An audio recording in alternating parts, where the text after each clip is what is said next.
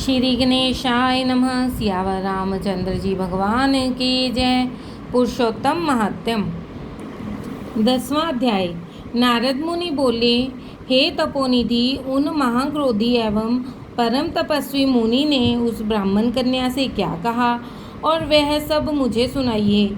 सूत जी ने कहा कि इस प्रकार नारद जी के वचन सुनकर श्री नारायण जी ने बताया कि दुर्वासा ऋषि के गुप्त वचन सर्वलोक हितकारी हैं। श्री नारायण जी के वे वचन नारद जी को सुनाते हुए कहा, हे कृपालु, मेधावी ऋषि ने ब्राह्मण पुत्री के दुख निवारणार्थ जो कहा वह इस प्रकार है।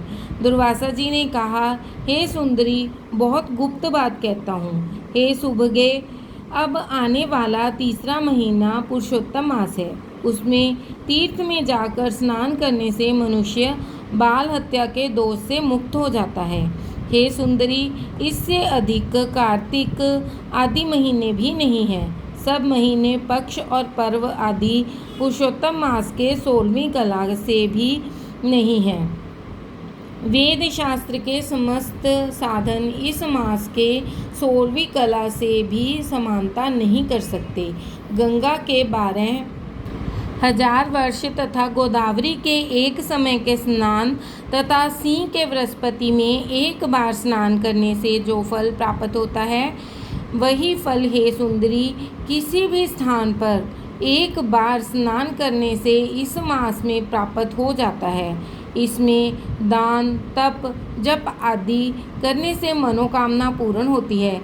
इसलिए श्री कृष्ण के प्रिय इस मास को तुम भी सेवन करके मनोकामना पूर्ण करो। मैं भी इसे पुरुषोत्तम मानकर सेवन करता हूँ। हे सुभगे, इसलिए तुम भी इसका सेवन करो। मुनि दुर्वासा इस प्रकार ब्राह्मण कन्या को कहकर चुप हो गए। श्री कृष्ण बोले, दुर्वासा के वचन सुनकर वह मूर्ख कन्या क्रोधित हो कहने लगी, हे ब्राह्मण, आपके वचन मुझे पसंद नहीं हैं। माघ, कार्तिक एवं वैशाख आदि मास सेवन करने पर क्या इससे कम फल देने वाले हैं? शिव, पृथ्वी, सूर्य, अंबिका एवं गणपति की सेवा पूजा क्या उससे कम फलीभूत हैं? व्यतिपात आदि योगों को आप छोड़कर इस मास की प्रशंसा क्यों करते हैं? यह मास तो सब कर्मों में निंदित मल मास है। आपको लज्जा आनी चाहिए। सूर्य की संक्रांति इसमें होने से इसे आप श्रेष्ठ कैसे कह सकते हैं? मैं जानती हूँ कि सब दुखारी निस्संदेह श्री हरि हैं। ब्राह्मण पुत्री के वचन सुनकर दुर्वासा की आंखें क्रोध से लाल हो गई, किंतु मित्र कन्या होने के कारण फिर भी उसे श्राप नहीं दिया, अपितु दया आ गई। उसे अपना हित अनहित जानने में योग्य नहीं समझा। पुरुषोत्तम मास की महिमा बड़े बड़े विद्वान भी नहीं समझ सकते, तब मूर्ख बुद्धि पुरुष और स्त्रियां कहाँ जान सकते हैं? यह बाला पितृहीन कुमारी है, दुख के कारण तप रही है, मेरा श्राप कैसे सह सकेगी? इस प्रकार विचार करके क्रोध दूर करके मुनि दुर्वासा बोले, हे बाले, तू मेरे मित्र की बेटी है, इसलिए मैं तुझ पर क्रोध नहीं कर रहा हूँ। तुम जैसा चाहो वैसा करो और मैं जो तुम्हारा भविष्य कहता हूँ वह सुनो। तुमने पुरुषोत्तम मास का निरादर किया है, उसका दंड इस जन्म में अथवा दूसरे जन्म में अवश्य प्राप्त होगा। मैं बद्रिकाश्रम जा रहा हूँ, तुम्हारा कल्याण हो, मेरा समय नष्ट न हो।